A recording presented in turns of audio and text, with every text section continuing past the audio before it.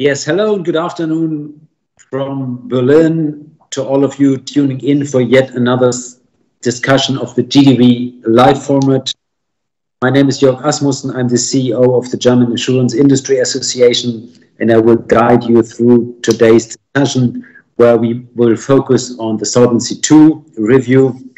This is a topic maybe not at the forefront of the political discussion, but I'm very confident that we have a lively exchange of views by people who know the topic by heart.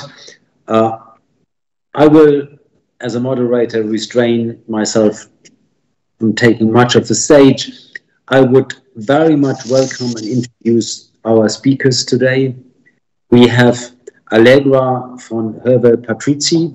She is, among many other things, the CEO of Aegon in the Netherlands. And we have two well-known members of the European Parliament, Markus Ferber and Eero Heinäluoma. And I'm very sure that in the, let's say, Brussels bubbles, none of them needs any kind of introduction. But given that in a virtual event, you have an audience that come from all over Europe, I will do it very briefly. And I will start with Allegra. We are very pleased that you joined our panel debate. To my knowledge, but I'm new here, it's the first time that you joined a GDV live format. So thank you very much for agreeing to join us. You are currently the CEO of Aegon in the Netherlands. You are a board member of Aegon in general. You serve in various positions on the Dutch Association of Insurers. You have started your career as many in the sector at McKinsey. Then you moved on to Prudential and you joined Aegon at the end of 2015. So thank you very much that you are here. Then we have Markus Ferber. He's a member of the European Parliament, if I may say, since 1994. I thought you were still in school, Markus, but you are not. So we are very happy that you are here. You have taken many jobs in the European Parliament. You are, among other things, the EPP coordinator in the Committee on Economic and Monetary Affairs, the Econ Committee. Most importantly for our discussion today, you are the rapporteur on both the Solvency II review, which we will discuss today, and the newly introduced proposal for an Insurance Recovery and Resolution Directive. So we came across quite a number of times in your political career. So very welcome you back in our stage, Markus, here. And last but not least, it's Eero Heinäluoma. I hope I pronounce your last name correct, Eero. You are a member of the European Parliament for the S&D group. You are also a member of the Econ Committee, and you are the shadow rapporteur on the Solvency II review for the S&D group. You have held many positions in your previous career. Among others, you were the Speaker of the Finnish Parliament. And when we met first, you were the finance minister for Finland between 2005 and 2007. You have chaired your party in Finland. So very glad, Eero, that we have you here on this GDV live format. And the format of today's discussion, we already have made a bit of fun at it before we went on screen today. It's a kind of new format. It's a kind of shared panel, because in this kind of panel, my life is relatively easy because the panelists will ask their fellow panelists their questions on their topics of interest. And we will have two question rounds. The first one is on the more quantitative aspects of Solvency II, and the next one is a bit more general on the more qualitative aspects. So totally the floor is to you. And we start with the core of Solvency II. These are the proposed changes to the so-called long-term guarantee measures. And to kickstart the discussion, I think it's relatively easy to give the word to the EP rapporteur, Markus Ferber, for his first remarks and questions. Markus, the floor is totally yours. Yeah, thank you very much, Jörg and Eero. And if I may say, Allegra makes it a little bit easier. I think in English it's okay. First of all, thank you very much for the invitation. Although we live in really crucial times when we look to the news every evening, the other news we get from Ukraine. On the other hand, things like Solvency II review go on, and therefore I appreciate the initiative of the German Insurance Association to organize this panel.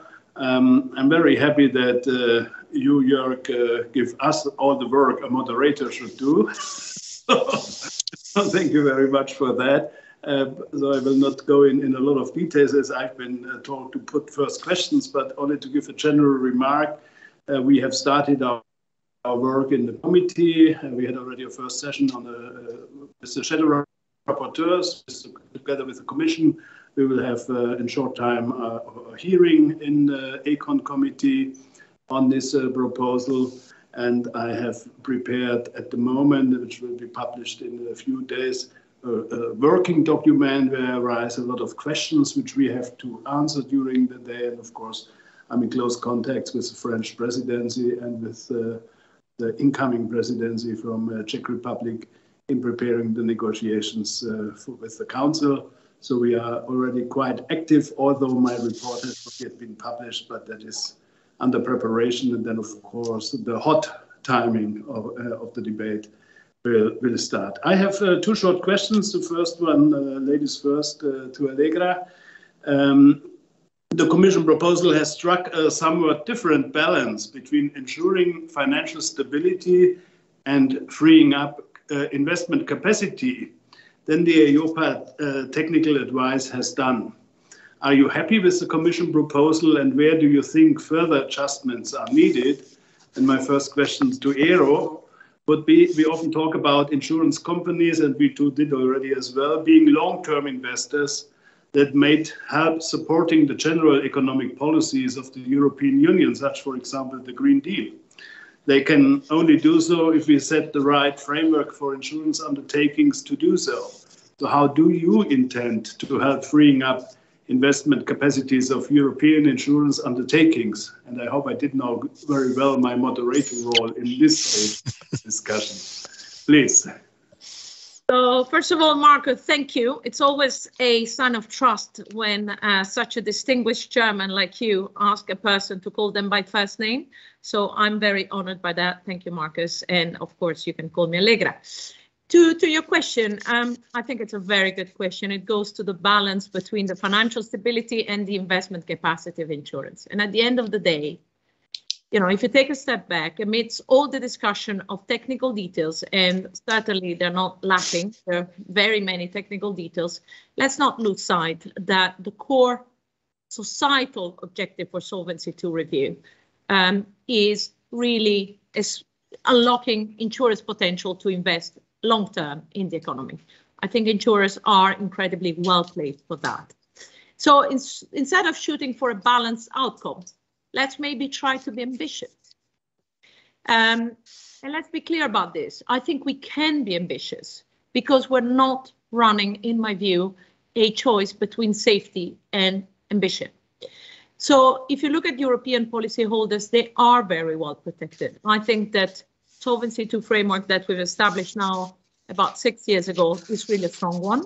And European insurers are very well capitalized, even during the worst of the economic shock from COVID in 2020, and even if you count sort of for the long liabilities that some of them do have. So this isn't a question of chasing capital reduction for its own sake. It is actually, there are actual measurement flaws, in our view, in the Solvency II framework that should be fixed, and they would be to great benefit of the wider economy, particularly at a moment where we all agree maybe the European economy will be challenged given the events that are happening on some of its eastern fronts. The risk margin and the volatility adjustment, for example, are something we could look at. Similarly, that leads to maybe longer term liabilities that are overstated because they basically assume that we should sell them within a year at any given moment in time. So yes, I do support Europe's transition to a carbon neutral economy. And I think that insurers have a natural role to play as long-term investors for the kinds of green projects that we all want and need. But let me be clear, if I thought that current capital levels were exactly right, then I would oppose any reduction in capital requirements in the review, even for a good cause like green transition. The fact is, in fact, that the capital levels do need adjustments in our view. And I'm talking not just as CEO of Aegon the Netherlands, but also as representative of the whole Dutch industry, the Dutch insurance industry. And so I would say it would be a wasted opportunity not to take advantage of the fact that we can fix things now and promote investments in Europe as a result. And maybe give, you know, I ride a lot horses, I love riding horses, and there is an expression to give a leg up. And I do think that this is a moment to give a leg up to the long-term investment opportunities of the European economies at a moment where maybe, because of circumstances, it will need it.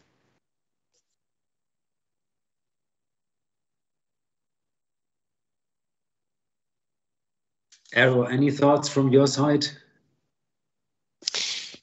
Yes, indeed. May I first thank you as an organizer of this panel discussion.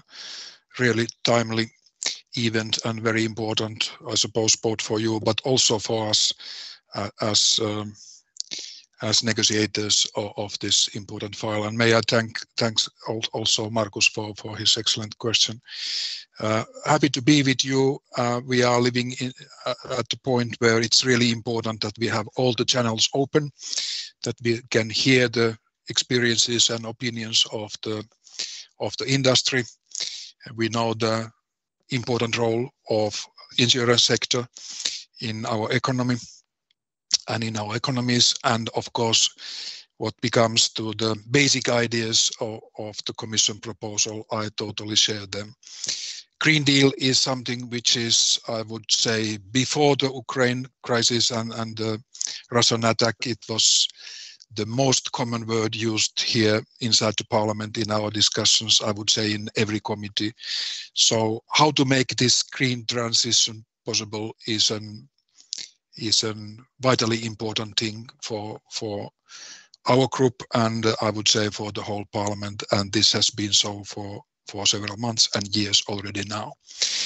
And then, of course, we have noticed for quite a long time ago that we cannot make this transition possible without private investments, without private money. We know the restrictions concerning public money and spending public money. The only possible way out of is make sure that private investors are ready to be part of this transition. And what we have seen now during recent 2-3 weeks is that obviously we must accept higher aims for our transition. We must do the transition in a more rapid way than we thought some months ago. And this also means that we have to look both the answers and possibilities of the public sector, of our member states, but also the possibilities to create a joint front between European Union, our member states, and then the private investors.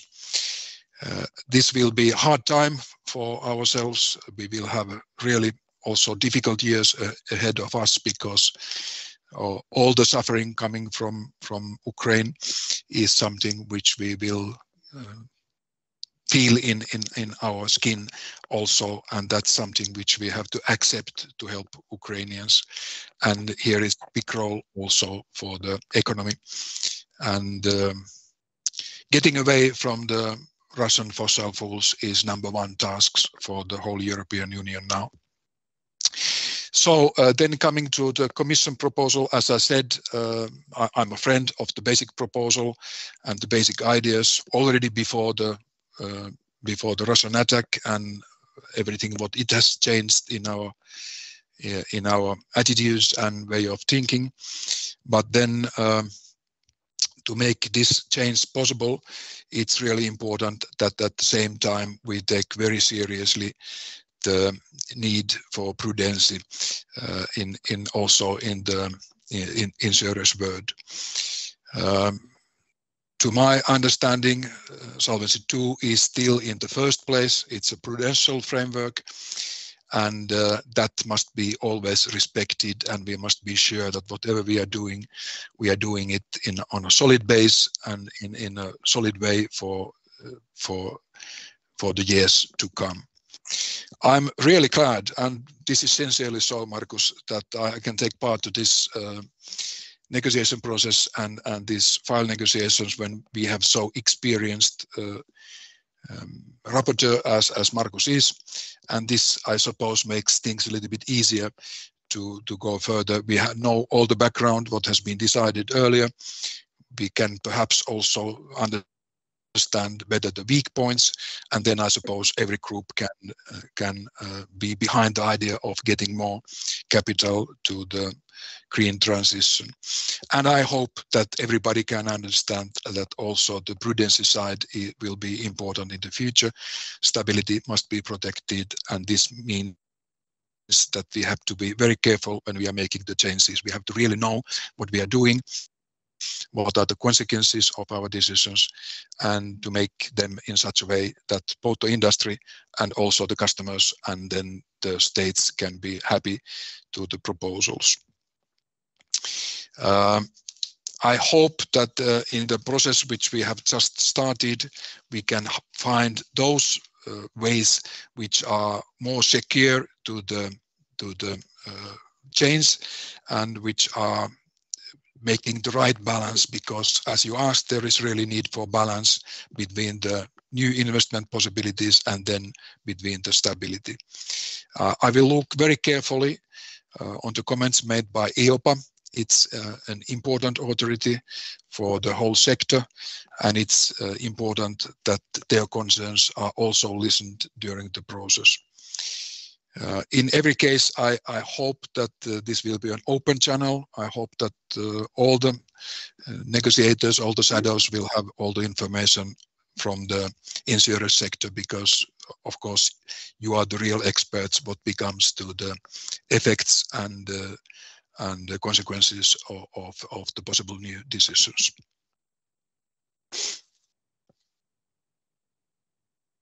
I think that has set the scene very nicely. Aaron, now it would be up to you if you are in the mood to ask some questions to your fellow panelists. I know that you are always taking a great weight to consumer protection in the short term and in the long term. So maybe you, since you started in your remarks with the prudential view, you might take now this perspective if you like. Yeah, happy to do it. And if we think the solvency review aims, it really seems that there is need for evolution, not for revolution, as has been said during the first discussions quite often. So these proposals, they really tried to address some structural shortcomings and respond also to various challenges, for example, very low interest rate. And this is something which we have to look very closely, because that's one of the big changes in our economical environment. So the idea of boosting investments by insurance companies is an acceptable, important one. As I said, the Commission outlines the capital reliefs necessary to achieve these goals. At the same time, as you said, how to ensure this is a balanced package and that also consumers and clients get a good deal. And this is not only in the long run, but also in the short term.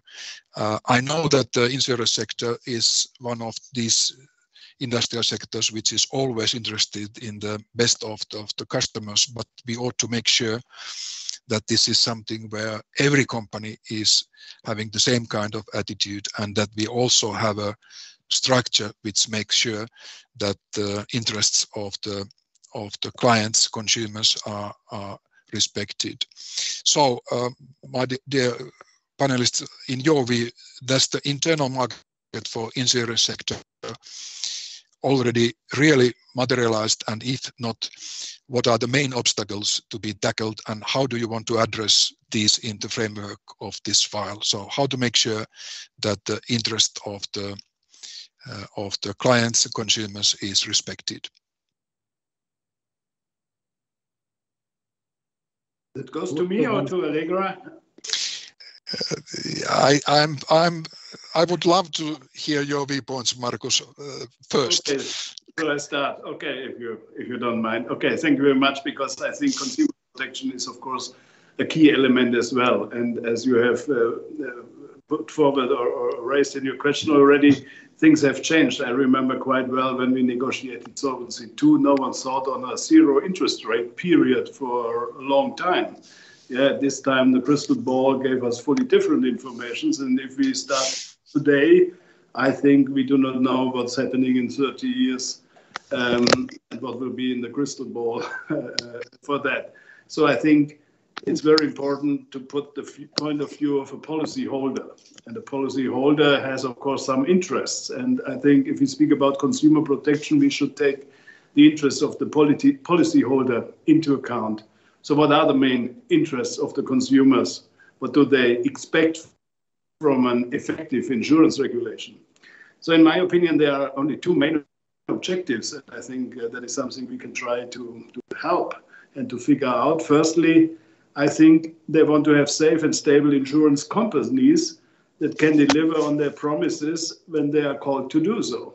Yeah, if I do insurance, it's always a business of promises. Yeah. And these promises should be safeguarded. It's not me. Secondly, many consumers use certain insurance products, mostly life insurance, as an investment vehicle, especially for the retirement, for the private caretaking of the retirement. And that is, of course, a very welcome development, which we should support as legislators. So if consumers tie up a lot of their capital for very long time periods, and that is a life insurance, we need to make sure that it's worth their while. Hence, they do not need to be able to earn a reasonable return that over the long run at least beats inflation.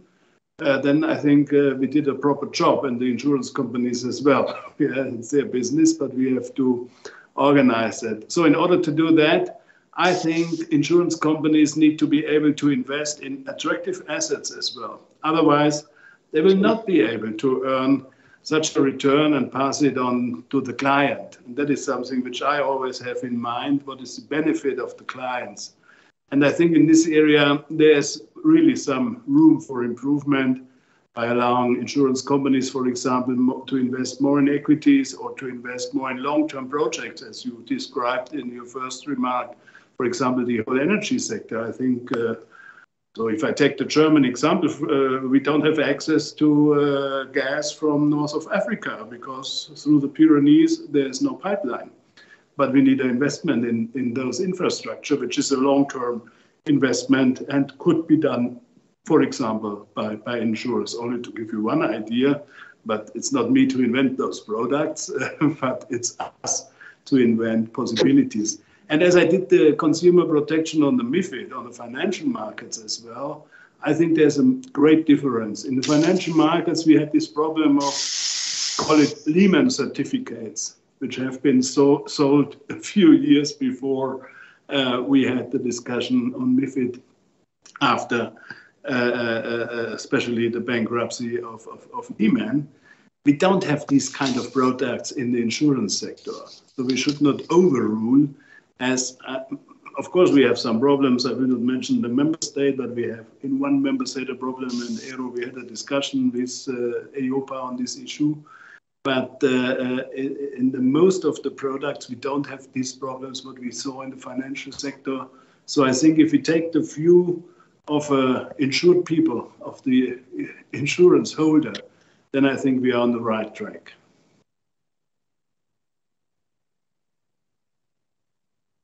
So I guess it's my turn, and look, I share a lot of the observations that Markus just made.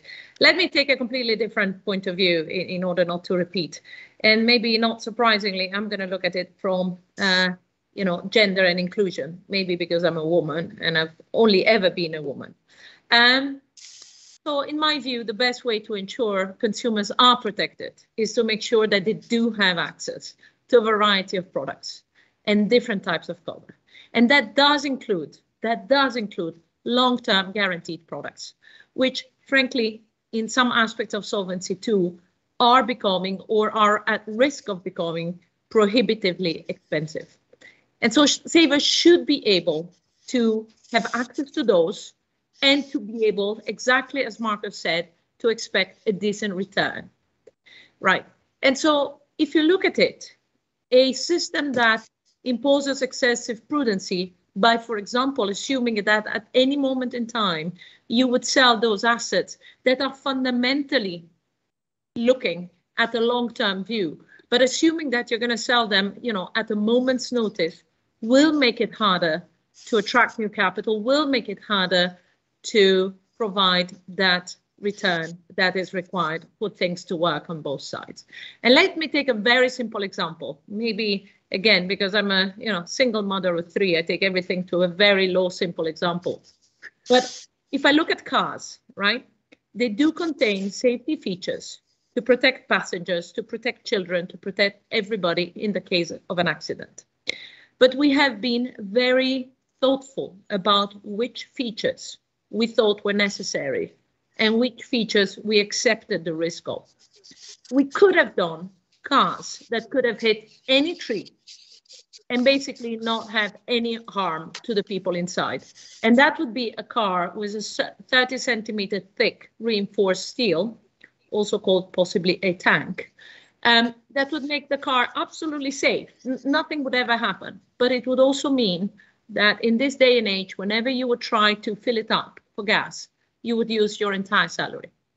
And we collectively have agreed that there was sort of something in between that was probably not as safe. If I take my car and I drive it into a tree, probably the tree is winning, at least at a certain speed. But at the same time, I can, take my children on holidays every once in a while. So the point is, I think we need to find exactly that balance between safety and acceptance of risk, such that overall, in the longer term, society is better off.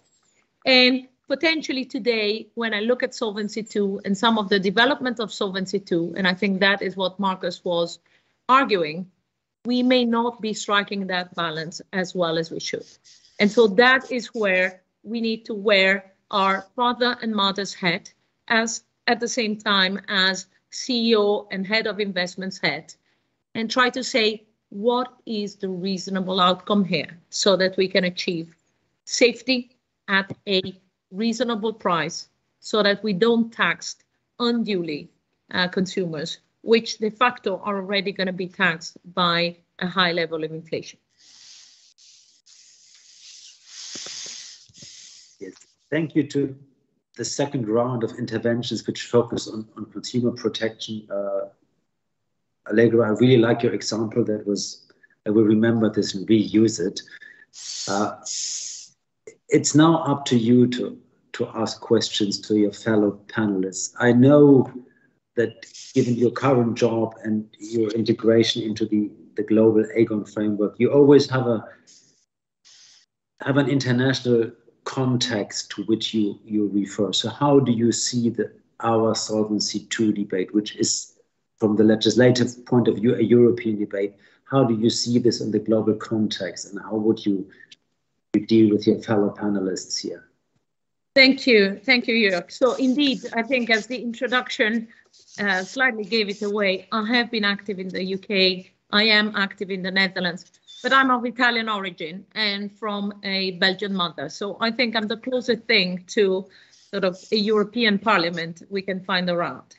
And so first question for you, Marcus, and possibly you would expect this, but how do you see the Solvency II review in an international context in terms of level playing field, in terms of also, if I look closer, not necessarily looking at the whole world, but just even to the UK, where they're saying that their review is going to try to, make sure that it enhances the competitiveness?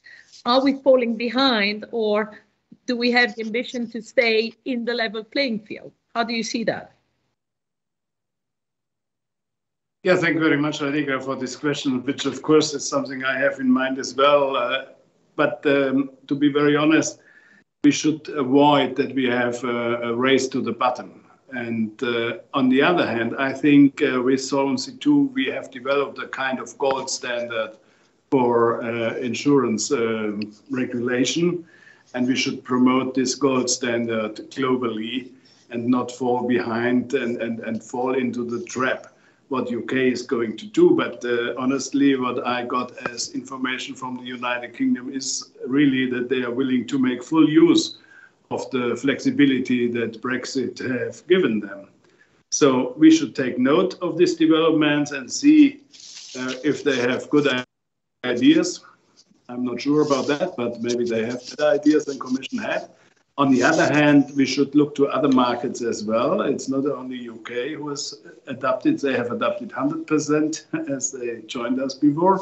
Other jurisdictions have taken some ideas into account. Some ideas they have not taken into account, and I think we should take a look on that as well, why they didn't follow 100% of Solvency II regulation. And we should use the possibility which we have now with this proposal from the European Commission, not to put everything on the head, but to extend Solvency II to tweak the regime where it is necessary, but as I said, not to turn it on its head. And I think then we really have this development which is necessary. So acknowledging that there's a competition for European insurance companies, of course, means as well that we should refrain from going overboard, because that could be the other way as well. With introducing too many new obligations and requirements, while the rest of the world is doing just the opposite. And as you said in your last answer on Ero's question, to find the balanced approach, not only on risk and securitization, but on the other hand here as well on what is needed according to the experience we have with Solvency II, but looking as well what other markets are doing, I think would be a good approach, that we find this balanced way at the end of the day. So I think the Commission proposal looks quite acceptable. Some others look quite burdensome, while not granting additional benefit. And I think we have to identify those areas. And if we have done that, then I think we have a proper solution, whatever United Kingdom does. I'm a continent boy as a German, yeah. The UK calls us the continent. I'm a continent boy, and I'm used to this thinking how the continent thinks in difference to the United Kingdom. So there will be difference, but at the end, we have to take care on the insured people in the European Union, of course, on the competitiveness of our insurers as well. And we should look how globally Solvency II standards have been implemented to adjust in a proper way and using this possibility from the Commission proposal to do so. So if I understand well, and taking on this idea of beauty is in the balance, Eero, bringing it closer to home, maybe to the member state, the continent, as Margaret calls it. How, in your view, how should the review consider the level playing field across member states as an outcome?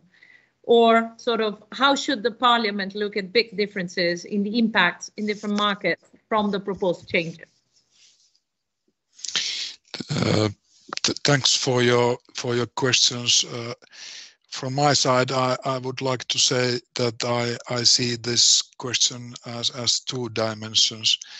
The first one is what you already discussed and what Markus expressed also, that we have to look that the European companies have the same possibilities at the international arena as the foreign competitors have. And this is more and more important question, because we have already seen during recent years that also USA is more and more protecting its internal markets. This is perhaps not a question so much what becomes to the financial markets, but it's also there included. And we know that China has done it for years, and from the beginning of the years in international trade. And this is a very hard discussion for European Union. That and I can feel the change here in the atmosphere. That we have to be ready to be very careful when we are doing international trade dealings, for example, and then also when we are making decisions concerning our own legislation, that we will give the best possibilities for our European companies to survive and to flourish. I'm a great friend of international competition and international trade, but I can acknowledge that there are problems that we have to look, because the bird is not totally fair, and this comes also to the working conditions of the European companies. So, to say it in a nutshell, I have the feeling that we have to look more carefully that our companies have the same rights as our international competitors have. Then concerning the European markets, I'm still afraid, and I suppose you can share the same feeling, that we don't have real European markets what becomes to the, for example, the insurance sector. And this is a great disadvantage and also disappointment. The development towards European markets has been much slower than we thought during earlier years.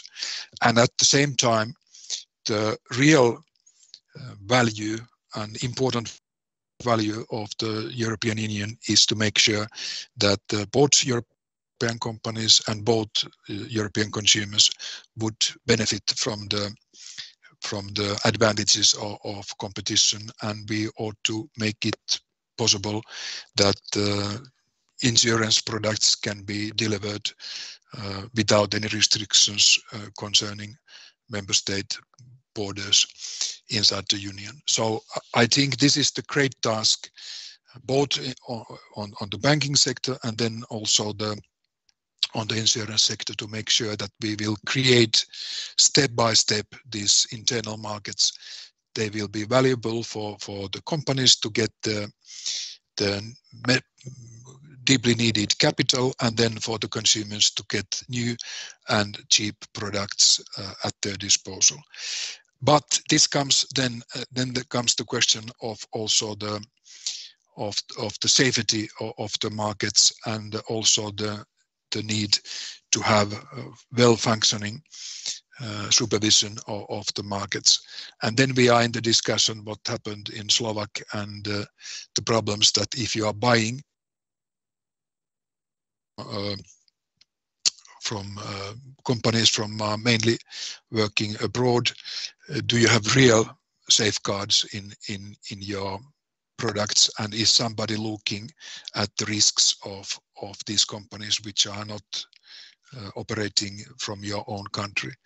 And that's the reason that I think that to create these internal markets, we must have a very strong supervisory structure, and it means also to have European supervisors in the case the national supervisors are not doing their duties in a proper way, or if there is some information mismatching.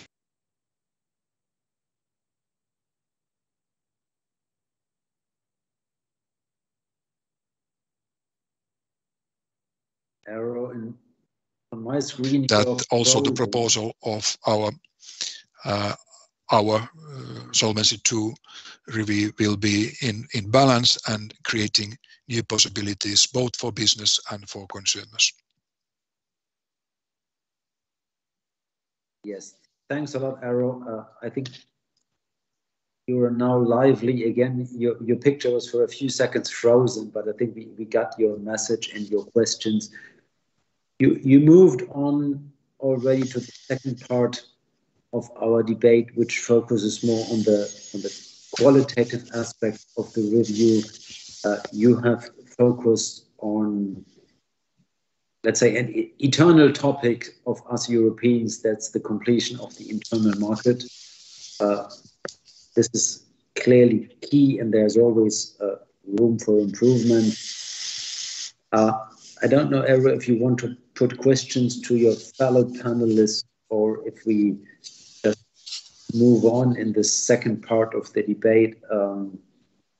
That's up to you, whatever you like. Otherwise, I will look at Marcus, because I know from his previous statements on the debate what he sometimes has on his mind.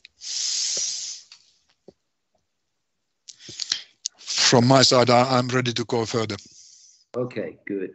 Thank you very much then for the focus on the internal market. Marcus, you have been publicly vocal on the Solvency II review. You are the key rapporteur.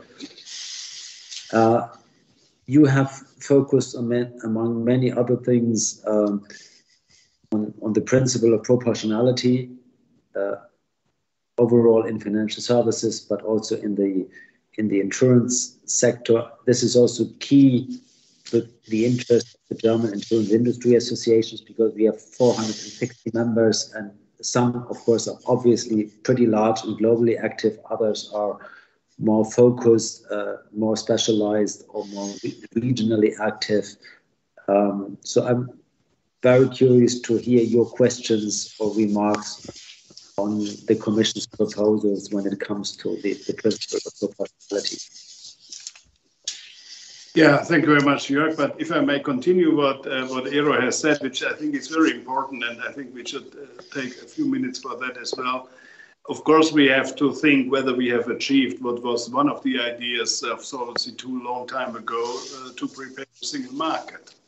And of course, we have some improvements, but we have not yet a fully integrated single market for insurances. And that is something we have to take into account.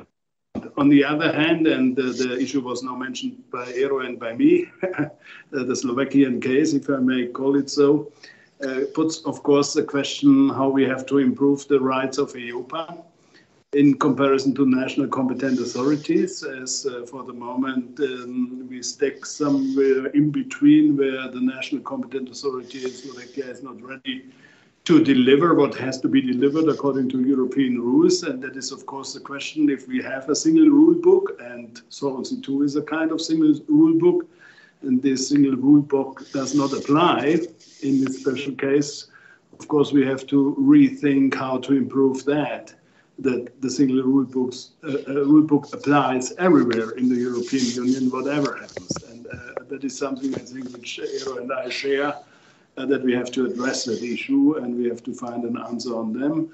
I had already contacts with my finance ministry in Germany, which you know very well, Jörg, from your time there. But and I said to them very clearly, not every member state has a BaFin.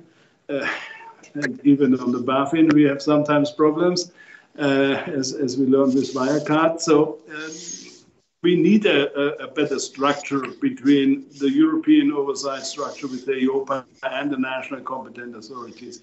That is, I think, something we have to address. But coming back to your question, which is of course very important as well, I think what Commission has proposed on proportionality is a good starting point. I know as well it is not as easy as in the banking sector, as I was one of the inventors together with Peter Simon from the S&D group in those times for this proportionality approach on the banking side in the CRD. But I think some of the ideas can be taken into account. And as you may remember, and those who are not dealing with banking sector, it was not only size, it was as well risk model, because we said very clearly a small bank with a high risk profile cannot be dealt similar as a small bank with a low risk profile. So risk is the other issue. But I think the proposal from the Commission goes in the right direction to address this issue of proportionality. And even before I was nominated rapporteur, I had the honor to sit on some panels on the preparation work Commission has done. And I was always, that's why you brought it up, I think, discussing this issue as we really have to think that we have to address the European problems and to give national competent authorities, especially where we have low risk profiles, more possibilities. Not every problem in Europe has to be answered by Europe. That's how we translate subsidiarity, and proportionality is, of course, to be seen in parallel to subsidiarity. So therefore, I think we will do further improvements, and I'm open for all proposals coming from the various political groups, how we can improve this proportionality approach. But the starting point given by the Commission helps a lot. Maybe we will identify further issues. But in any case, if we keep the risk approach in mind, then I think we are on the right track.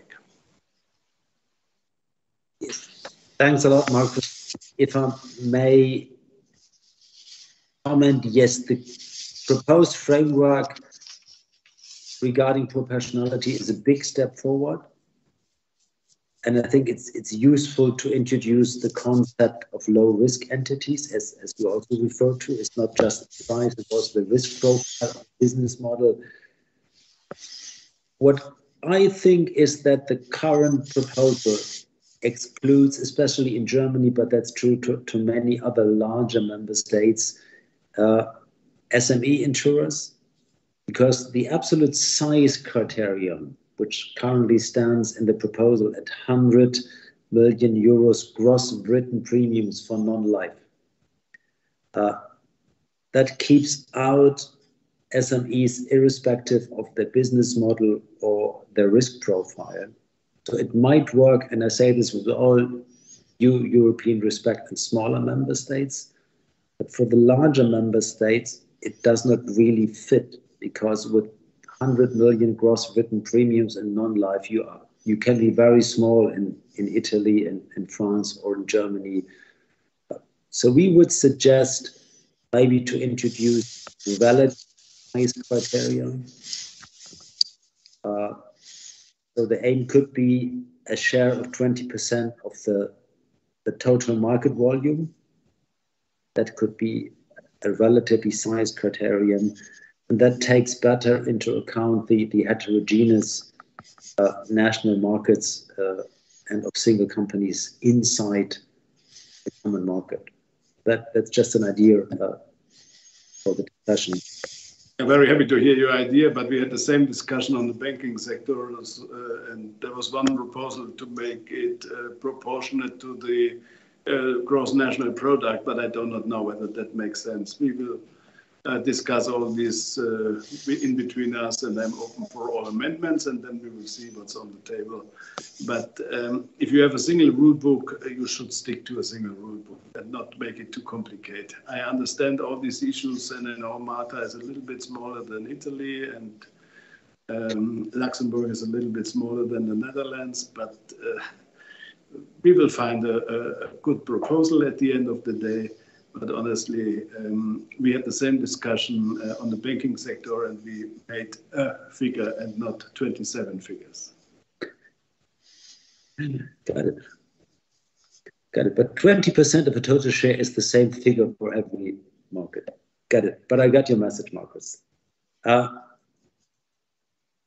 Maybe we can move a bit on Allegra. I'm not sure if Ergon has a view on proportionality given the size of your operations, but feel free, of course, anytime, given that you operate or that you as a person currently are the CEO in the Netherlands, if there's a view on proportionality there. If not, I want to move on with, let's say, a level playing field among sectors. Whatever you want, feel free.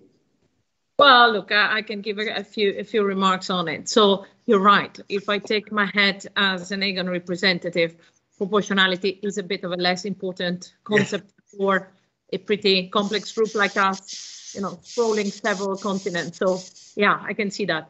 But if I take my hat as representative of the Netherlands, which is, I would say, by European standard, a mid-small country, then it is a very important topic for the Dutch and maybe even for the smaller German markets and across the European industry. So our view is that you do need proportionality to ensure a diversified insurance market, which is better for consumers. If I were to take a crazy example, if I forced each one of you to wear high heels, I would be very comfortable. I don't think any of you will be that happy, right? Even if it's in the rules.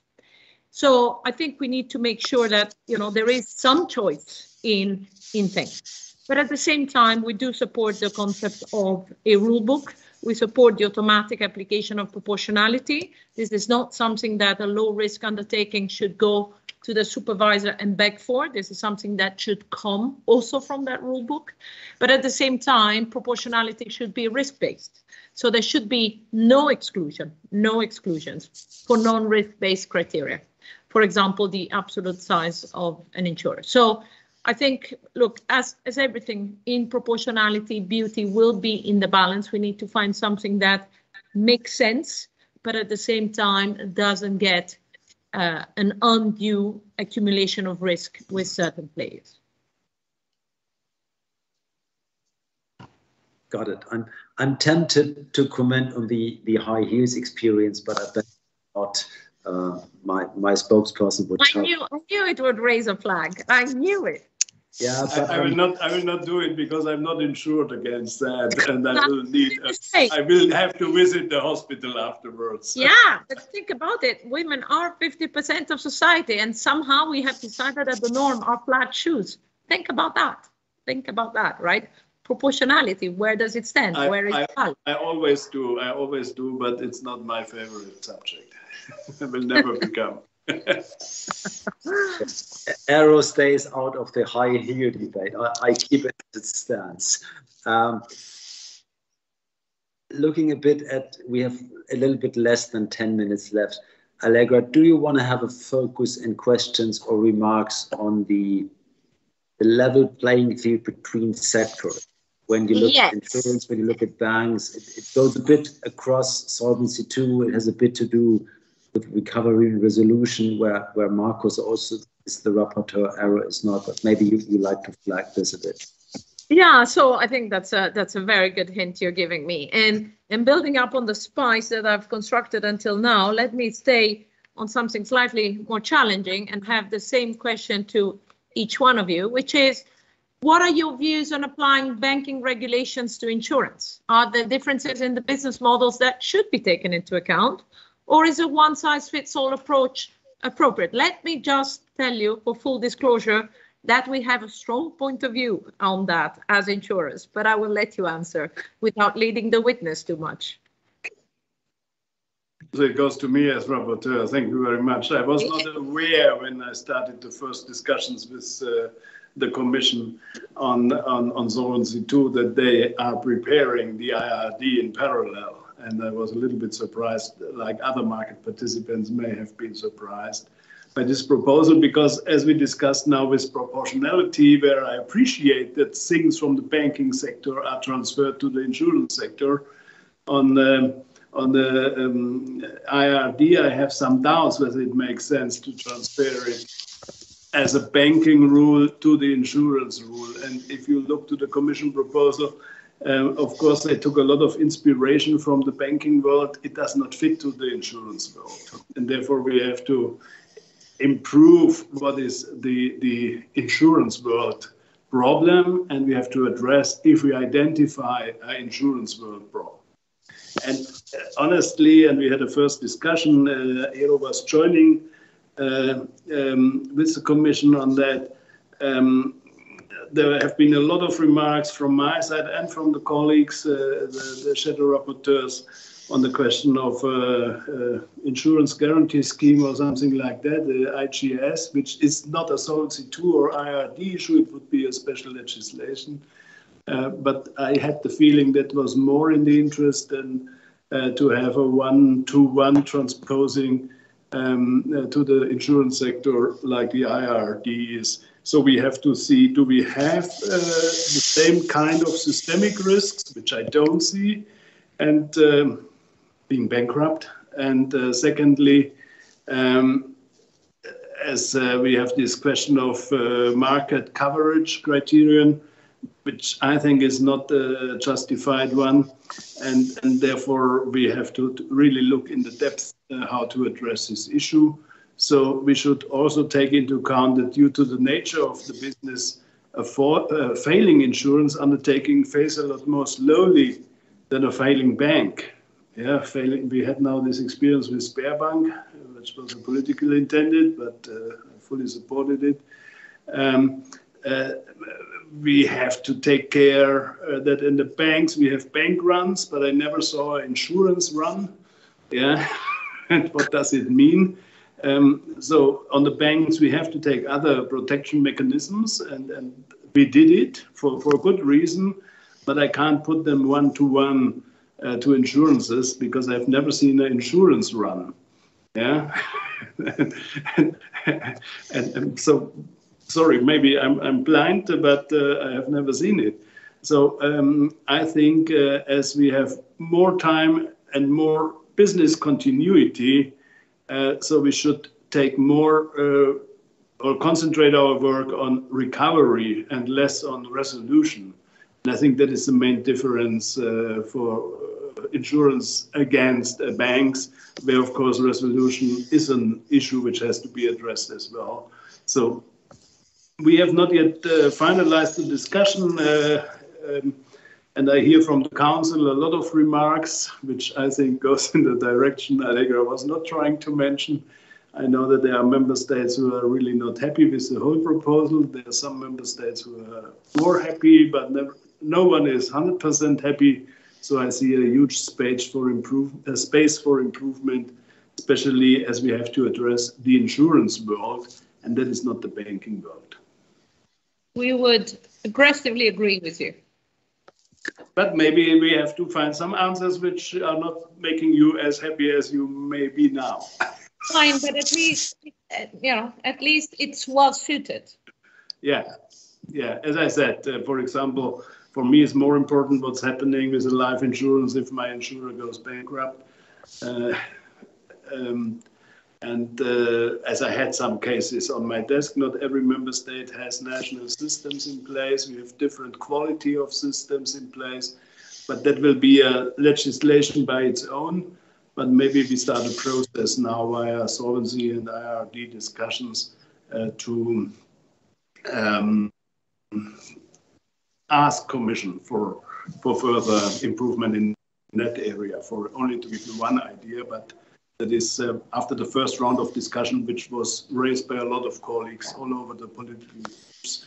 So therefore, I think that could be one of these issues which has to be addressed and will not make all of you very happy, I know. But we are legislators, and that means we have to keep everyone likely unhappy or unlikely happy. Then we found a good compromise. Let me try to come to an end after a very rich debate with one procedural question to Markus, since he drives the procedure as the key rapporteur. What is your time frame or your intended time frame for dealing with the Solvency review? I tried to describe it in the beginning, Jörg, and I repeat it, of course, no problem. The time frame is that we will now have this hearing. We will have my working document as a starting point to addressing the questions to be answered.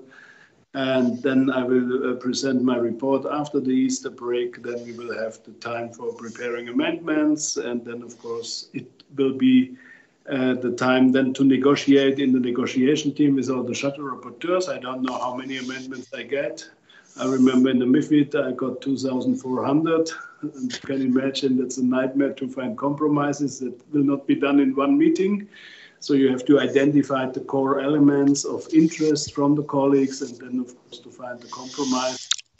And then earliest vote would be after summer break, and then start negotiations with the council under Czech, latest Swedish presidency. But I hope we can start under Czech presidency. And as I heard from council, they will be ready maybe before summer break, we after summer break. But in August, we normally do not negotiate. So we are quite parallel. Okay, thanks for this very clear time frame. I like to thank the three of you for the lively debate on a very technical issue. I think you touch upon many key elements of the proposal. Is it long-term guarantees? Is it consumer protection? Then we move to more broader general topics like how you compare insurance and banking regulation. How do we deal with the internal market when it comes to insurance? How do we deal with small and medium-sized insurance companies? So thank you very much that you have joined us for this new format of a shared panel of GDB Live. I have enjoyed very much this format because it makes my life very easy. I hope that you do it as well. So thank you very much to the three of you for joining us. We will discuss different formats again and again before we come to a final closure. I also would like to thank our audience who is watching us on LinkedIn, Twitter, or on our internet access GDB Live.